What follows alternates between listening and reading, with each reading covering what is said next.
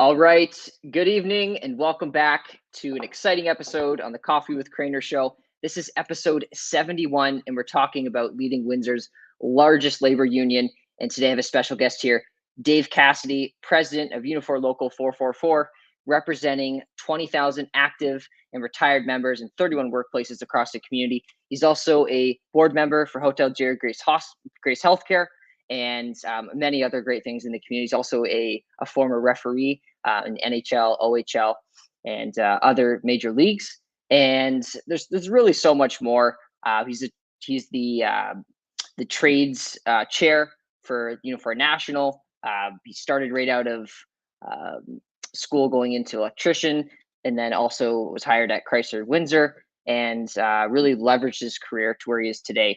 And I'm so excited to talk about what it's like working for a labor union and what it's like in skilled trades. Dave, thanks for being here. Well, thanks, Lyndon. I appreciate it. Thanks for having me. So I have to drill you, Dave, with my first question. It's the hardest one. Where in Windsor-Essex is your favorite place to grab a nice cup of joe? Lyndon, you're setting me up because, I am a guy that I always put my cups here next to my desk, and then people will see, McDonald's, Tim Hortons, this and that. And then I get a phone call from, my buddy who owns Tim Hortons in Essex and say, hey, you have a McDonald's cup on your desk. So I like to make sure that I brew my own in my Philadelphia Flyer cup.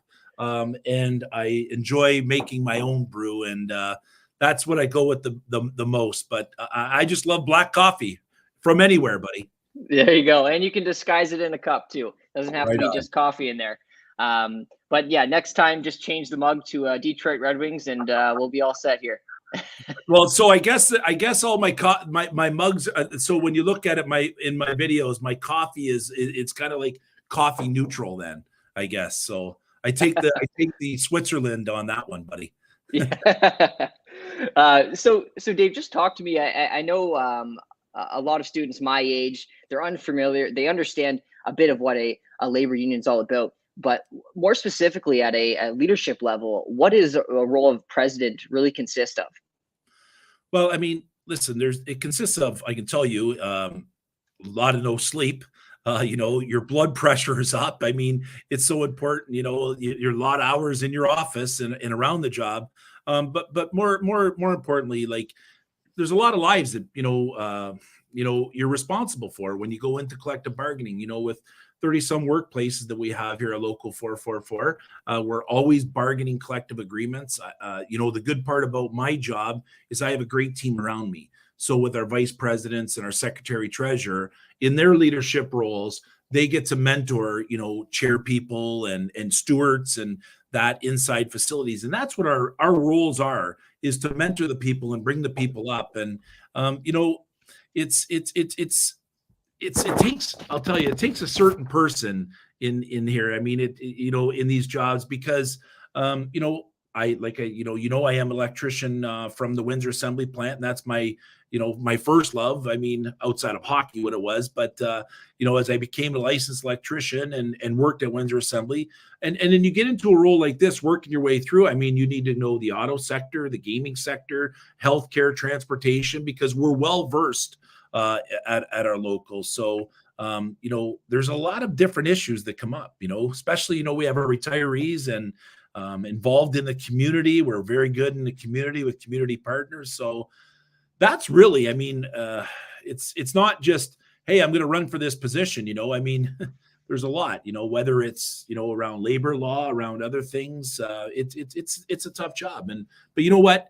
I'm blessed and I'm blessed that I get to, and very humbled too by having the opportunity to represent the members that I do day in and day out.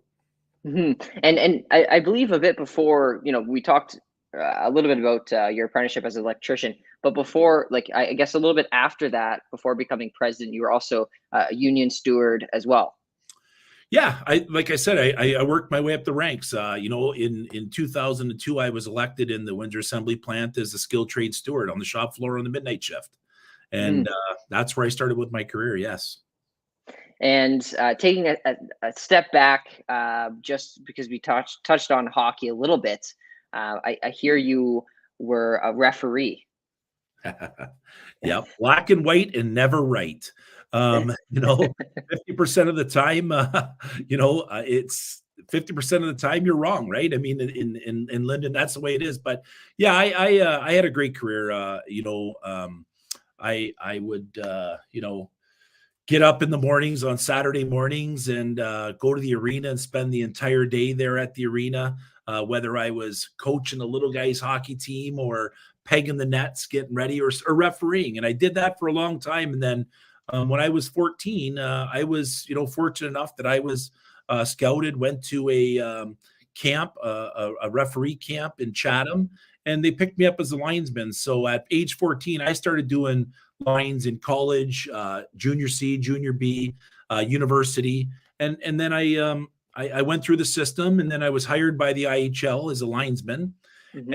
And then a couple years later, in 1989-90 season, I was hired by the NHL as referee, and I was a trainee. There was 12 of us from Canada and the US, and we traveled around and refereed minor pro games. And I was fortunate enough to do 10 games in the NHL in the exhibition.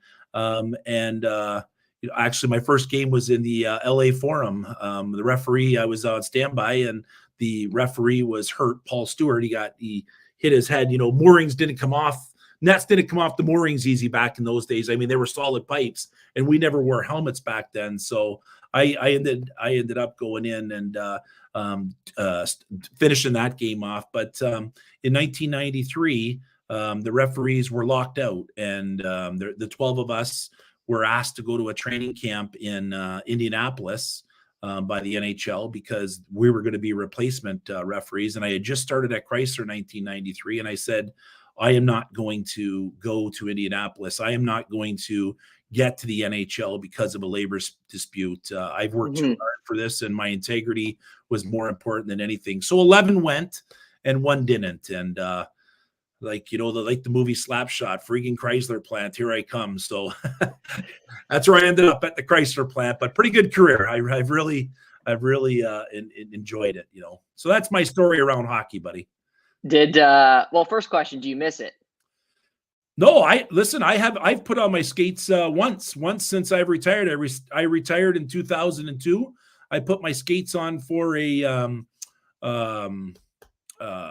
73s. They had a alumni game, and they asked me to go out and referee that. So I found my skates in the basement, threw on a jersey and a pair of pants, and away I went. That was I don't go on the ice anymore. I just watch the odd game here and there. And my wife and I have a little business in Essex, and she trains a lot of hockey players that play, and we'll go over and watch the hockey players at the arena because our gym is right in the arena parking lot, and we'll go over and watch the players. But that's about it. The game's really changed since I've been at it. You must be critical watching the game, having that knowledge as a ref. Well, listen, I was always the guy that, I always encourage. I mean, when I watch referees and anybody that goes out there and does things like that, the reality is anybody that puts it on a jersey or tries to do things like that, as long as they're out there hustling and, giving it all for the kids that are out there, I never criticize any of them. I just sit back and watch them. And I'm always admired by some of the families or the parents once in a while, I guess, that are critiquing. It's interesting to listen to them, but not me. I'm always that guy standing by myself.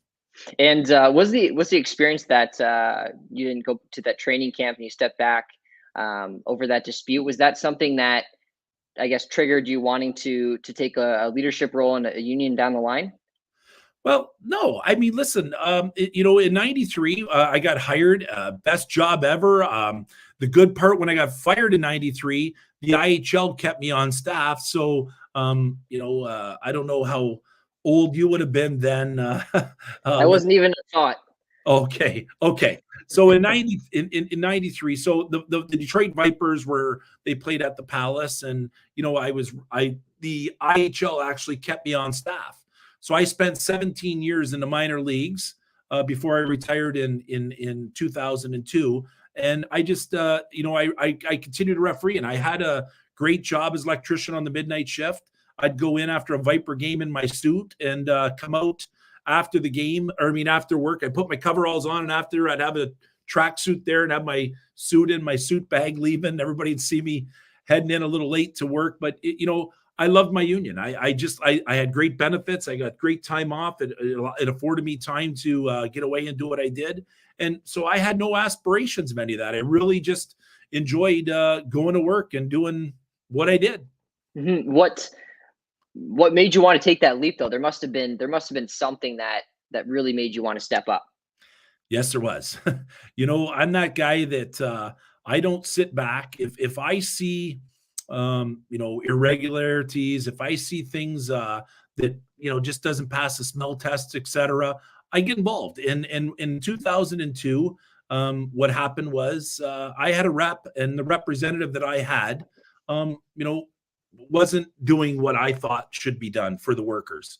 And instead of sitting back and being an armchair quarterback and critiquing and all the other things, I said, well, listen, I'm going to try and make a difference. So I ran. And in 2002, my peers elected me, and I, knock on wood, I've been blessed ever since, coming right through the rank of, I went from a shop floor steward to the chairperson of the skilled trades, to the national, president of the National Skilled Trades in 2008, the secretary treasurer at 444 for 10 years. And since then, the membership that I represent is elected me as the president here at 444. So it's been a wonderful career. And that's what got me started is I just didn't like what was going on. So I thought I'd get involved and try and make a difference. Mm-hmm. Get involved and do something about it, right? Instead of sitting on the sidelines. What would you say would been, since 2002, what are some, like, if you had to pick one moment, and I imagine there's many, what is, your fondest moment, your most proud moment, being with Unifor Local 444? Well, that's a hard one to lock down. We've done so much good over the years, helping people and the organizations and collective bargaining and trying to, make people's lives better. I think, wow, WSIB, we deal with everything you can think of. If I really had to, one of the proudest one, and it was a shaky one, you get a little nervous, was when we had a labor dispute, it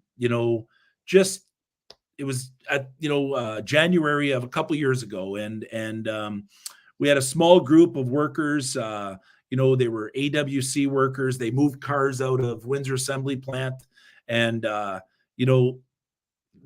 Chrysler was getting whoever AWC was running the company, and Chrysler was outsourcing it to another one. Yet they were our workers, and we weren't letting 60 workers go to some other area and just be done with us. So we actually formed a blockade there for 2 weeks. Potentially the plant was going to, go down because of it. But the facts of the matter are, we warned the company 8 months ahead of time, don't do this. It's, and they continued to move forward. And they took us to court a couple times in them 2 weeks and lost both times. And then I can tell you, the person in purchasing and procurement no longer works for Stellantis anymore. And that was a proud moment for us at 444. I mean, let's not kid anybody. It was a little shaky for a couple of weeks, but when you got your team around you and you got your officers with you, and you feel that strength and you have the support of the membership, that's what really counts. And we saved 60 jobs, and they're still there and they're still part of our organization. That was a pretty proud moment. That's fantastic. And I guess, what was a factor that led to that success?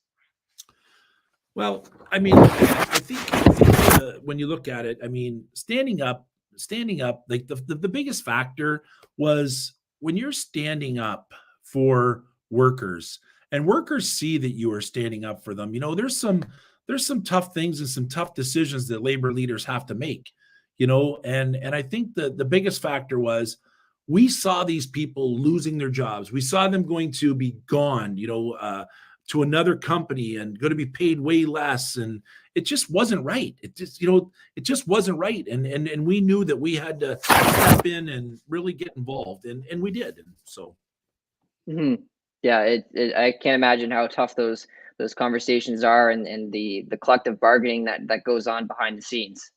yeah, oh yeah, yeah. Talk to me about that. And when I say collective bargaining, some of my viewers might not know exactly what that is. What is that process like? And I imagine it's a huge component of your job. Well, what happens is, every 3 years, 4 years, we have a mandate that it's 3 years. Sometimes it goes to 4 years if we need to get a deal in place. But every 3 years, members have an opportunity to. We have an opportunity to move forward with, wages, pensions, benefits, etc. with our members. So we have a collective agreement, and we apply for conciliation. That's how we always do it. And then what happens is the employer. We get the proposals back from the employees and everything that they want to look at, and then we have our bargaining committees and people from the actual workplaces sit there and go through it with the employer, try to resolve the issues. But what happens is there's a process with the Ontario Labor Relations Board that you apply for a no board report, which is 17 days after we apply for it. I mean, I'm going to, I guess, into a little bit too deep, but the reality is we put ourselves in a strike position, or the employer puts us in a lockout. They can lock us out. So after we apply for this no board report, 17 days after that, we put ourselves in those positions, and we try to line it up by the expiration of that collective agreement. Mm-hmm. So we know that April the 3rd, we at Caesars Windsor, as we are opening, that will be our deadline, that we're working to a deadline, or we're working to try and get something prior to that, whatever that looks like, right? So our bargaining committee sit down, they go through and they hash it out. And then what happens after we get a tentative agreement, we bring it back to our memberships, to our membership for ratification. And then the membership ultimately decides whether they accept the collective agreement or not, and they vote on it. And that's where, we always strive to make sure that we're raising expectations for people to get, to get them a better quality of life. Sure, absolutely. That's what it comes down to. Was I a little too technical there? No, okay. No. Well, it's interesting to me, and I guarantee for those watching, it's especially those my age, they might not have this knowledge. And it seems to be like there's a really strategic process in place in order to really make sure that it goes into the union's benefit at the end of the day. Yeah, absolutely. Now, I do have a couple more questions for you, and those watching, I do invite you to comment your questions. And a completely positive show. Love to hear your thoughts on Dave's career and all the great things he's doing at Unifor Local 444. My next question is, what are some difficulties that unions are faced with when really trying to act as that intermediary between employees and business? We talked a little bit about it, but what are some difficulties that people might not know that you face? Well, another great question. Listen, Lyndon, one of the things in today's society that's tough for us is social media and rumors. It's not always, you can't control the narrative these days because people can just sit there and type away and say what they want. There's never a repercussion. And it's almost like you're chasing what's going on, right? So as we're trying to put our position in place and know where we're at, well, somebody might just want to spew something just because they spew it, right? Because that's what they love. And they love to do that. And then we're chasing, the fact that that's not true. So and then I'm thinking to myself, why are we doing this? Why are we having to always combat, these people who just love to see, turmoil? So that is a real tough one, is the social media and the rumors that are out there where people can just think they can do what they want. But and this virus truly has made everything difficult. A lot of companies are trying to reduce costs, and listen, there's a correlation there, right? I mean, if you're coming back and you haven't, if you're really struggling, and you're trying to move forward as a company, the correlation is, they make money, we make money. I mean, that's always been our, where we're at. But it, when they're not, and it makes it a little tougher, right? I mean, a lot of the places that we represent weren't hit hard. There were essential workers. However, we can go right down to the casino where we're at. First to close, last to open, all the restrictions in place for all that, so it makes it a lot tougher. We still have 1,000 workers that haven't returned to work back to the casino yet, be it whether, we have, we're down, we only have maybe 35% of our business, that we've had from before because of the border and other things. Maybe people don't have the kind of money to be able to spend there because they haven't worked in so long. So it makes it makes it real tough when the workers and our members are looking for raises and gains, and we're trying to, where's that sweet spot, right? Yeah. And that's always that's really the juggling, that you do as you go into there. But ultimately, always the membership has the say. Final say is always with the membership. Yep. Yeah. All right. So just looking at a few comments here. All right. So there's a question here. There's always trolls out there, but do you find, I guess, social media sometimes holds organizations and people accountable in different ways? Oh, thanks for that question, Brenda, because that I am very active on social media. I try to, make sure that I tell people the news that's going on. Unfortunately, over the last few weeks, I haven't done like I do. I used to do a video every single week. Yes. Yep. I did a video every week and try to keep people up to speed on what's going on. But just because of the things that have been going on for the last little bit, it hasn't been, a video every week. And people, would send me messages and say, thanks, Dave, for the update, things like that. So we control the narrative with some of them people. And I'm sure, I mean, yours is a positive show too. I'm sure that, me being on here, you might have some negative people that are making comments, and I'm used to it. When you're in the public, I'm used to those things. Maybe thick skin from refereeing, right? But no, but Brenda's right. I mean, there is trolls out there, and I think our members expect a lot from us. It's not the days of old where they would put a leaflet on the floor and discuss. We can do it in a snap of a finger and send it out social media wise.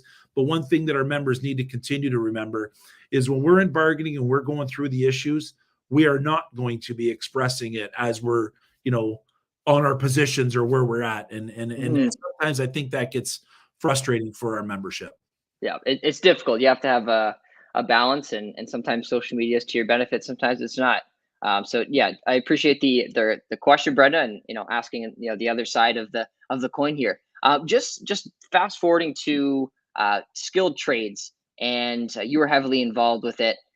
I just want to talk about this region and skilled trades that's available in Windsor-Essex. Where do you see, from a union perspective, the most opportunity for young people and students really entering their career? Well, listen, thank you for that question because, I am very passionate for skilled trades, being our national president of Skilled Trades Council. The one thing that I think is still a barrier, but it's getting much better, is parents. People forget that there's 3 types of education, right? There's university, there's college, and there's apprenticeship. And I can tell you, when you go into an apprenticeship, you're not coming out with a debt. It's not like you're going to an intern and you're a free intern working there. When you go into an apprenticeship, you might go on unemployment if your boss doesn't pay when you go to trade school for that amount of time. But you go out, you work, you go to trade school at St. Clair. You work, you go to trade school. If you're in maybe the IBW, you would go to night school or what other in the building trades. But it is 100% great opportunities for people. They continue to talk about shortage of skilled trades. But what we really got to focus on is the fact that we need to make sure that employers are employing these people, and not just employing them for cheap labor, because you got to remember, you start at 60% as an apprentice and go through, and then they never finish them. The problem the government did in the government of the day is they give the employers the money up front for the apprentices, and they never finished them. So they just bring on another apprentice. So it's important that, you know, the employers bring on the apprentices as well, and teach them that way. But I can tell you, if you really want to excel and move forward in skilled trades, there's going to be a ton of work in skilled trades moving forward. And there is today, by the way. There is today. We just got to make sure that we got the employers and give them the incentives to bring on the skilled trades to learn the different skills. Is there a specific area in Windsor that you, sector of skilled trades that offers the most jobs that you would say? Well, you know, the tool and die they offer a lot in the tool and die industry. They do offer a lot. I mean,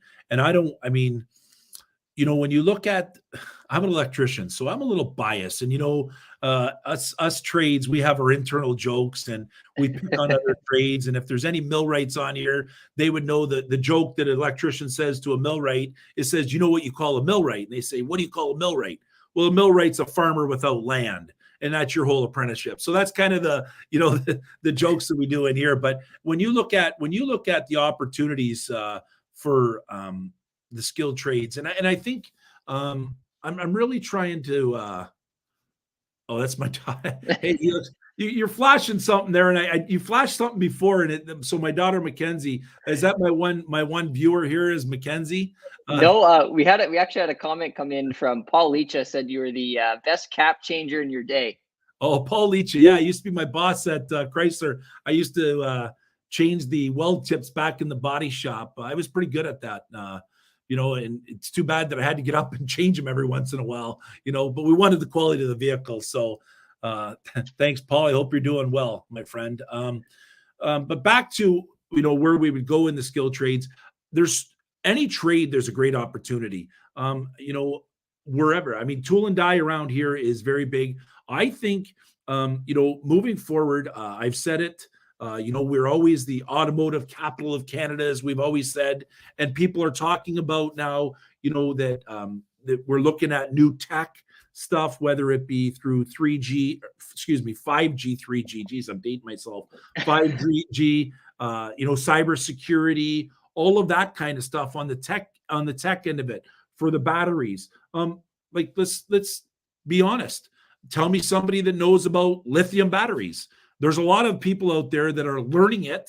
It's new, you know, to us, it's new technology, but that's the way that the automotive sector is going. And I think that the rest of the, you know, the rest of the country will be moving that way as we move forward. So a lot of those jobs, there should be a lot of opportunities. The energy sector is another great opportunity for people to get into the energy sector part of it, whether you're a stationary engineer, you know, plumbers, all of the building trades. You can never go wrong. And then on top of that, you have our tooling trades. And would you say it's best to get into that right out of high school, or while you're in high school? Well, I mean, if there's any academias on here, the academias would be upset with me for saying this, but I think it's a waste of people's parents' money to send them to college to get into a trade. So they would go to college, you know, take some course in college, and then go out and try and find a job. I think the best opportunity is to get them into a trade, find an employer, have them sign them up as an apprentice, go through the process that way. And I know that, you know, we want to fill our trade schools and put people in there, but just think about it. You go into a trade school, let's just say you take electronic techniques class. You spend 2 years in college, that you didn't have to spend that 2 years. If you could find an employer that is in that field, start working there, you know, whether maybe you're sweeping the shop floor to start, and they get you involved and get you more involved. They sign you and indenture you as an apprentice. Then you go to trade school. and then you come out and you work and until you become, you write your certificate of qualification, and then you become a journey person. That's the process. Tina, it has been a very slow process getting into trade school with this COVID. Yes, Tina, that is a problem. I know they have been behind, and it really is hands-on, right? So some of our classes, if you're in first year, second year, or even third year going to school, puts people behind. And what would happen if they were still working, they would still get all their hours. They'd have all their hours done for their apprenticeship, but they wouldn't have all their schooling done. And they have to have the schooling done in order to move forward with it. So, no, I appreciate the honesty there. And like it makes sense not having to go through a college or another type of institution when you can just go straight to an apprenticeship and really skip any of that debt as well. So, no, great perspective. I know you're pressed for time here because you do have a busy day tomorrow ahead of you. One final comment here is from Gary Vandenbosch. Dave, you're a great person. Cheers from Winnipeg. Gary, he's my great buddy from Winnipeg. Gary was my vice president on the National Skilled Trades Council out of 101R Rail. And cheers, Gary. It's good to hear from you, my friend. I haven't seen Gary in a while. I catch up with him every once in a while. Look at this. You're all the way to Winnipeg here, Lyndon. It's nice. I'm sure your show goes all over the place, but this has been wonderful. We have a busy day tomorrow opening up bargaining with Caesars, but we're ready to go at it. Awesome. Well, I wish you the best of luck with that. I think this was a really great conversation and very authentic. And we didn't read through any lines. We cut right to the chase and spoke about the truth about skilled trades. And I really appreciate your time tonight, Dave. No, thanks, Lyndon, and all the best to you. And I'm looking forward to seeing some of your shows. I haven't caught all. What is it, 71 tonight? 71. Yeah, I haven't caught all 71 of them, but I can tell you the topics are great. You're doing well, and keep up the good work, and I wish you nothing but the best. Thanks, Dave, and thanks to those watching. Brenda, our Flyers, we got to be doing better. Thanks. Awesome. Thanks, everyone, for watching. Have a great night.